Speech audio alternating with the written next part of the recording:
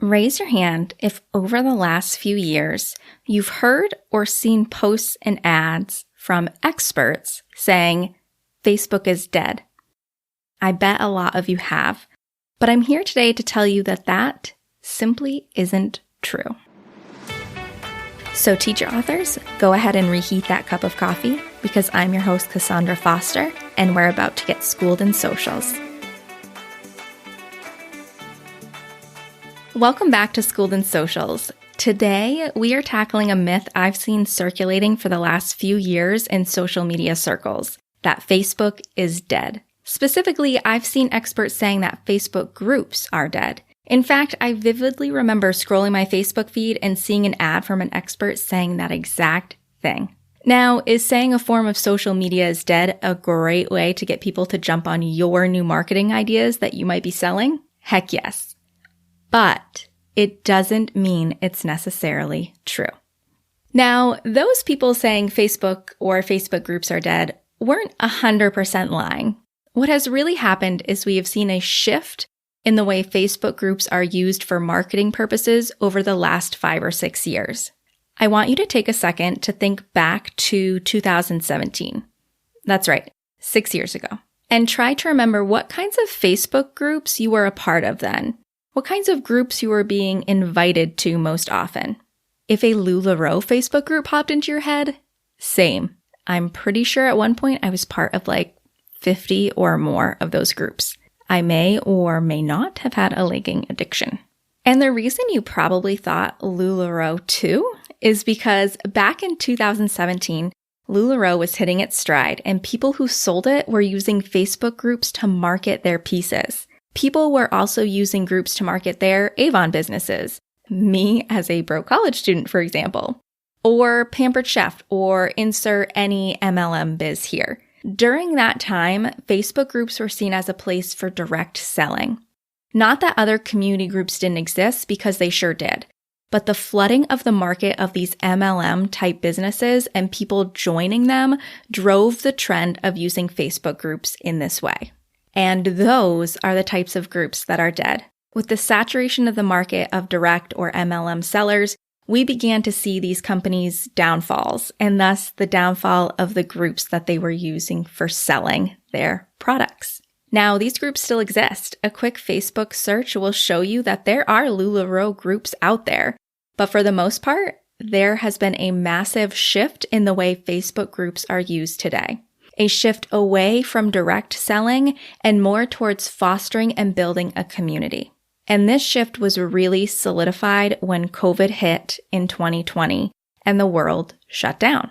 People began turning to Facebook groups in order to fulfill that sense of community that was lost with shutdowns and social distancing. In fact, Facebook even noted in their Community Insight survey back in 2020 that their online groups, aka Facebook groups, had seen a significant rise in engagement. And I'll go ahead and add the link to that survey if you want to take a peek in the show notes, because there are a lot of interesting statistics about how the engagement upticked during that time when COVID first hit that I think you might be interested in. So yes, if you told me today you wanted to create a Facebook group and just wanted to post about your products every day and showcase all of your latest and greatest resources, I would say that that type of marketing is dead. So it makes sense that these experts started to use this blanket statement when selling their new marketing offers. The distinction that most people might not understand, though, is that they weren't talking about all types of groups. A Facebook group that fosters a community is still a smart move for your teacher business. There's no doubt if you've been around for a hot minute, you know the importance of analyzing your social media data to help you reach your big business goals. But if the thought of diving into that data on your own has been holding you back from the content clarity that it can bring, I've got your back.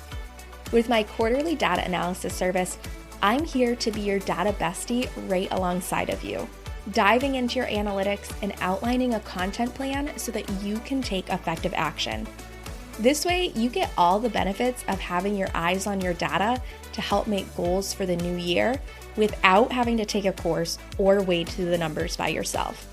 It's time to tap into the magic of your social media data, and you don't even have to add anything to your plate to do it. Just hop on the waitlist right now in the show notes. I know your future self will thank you.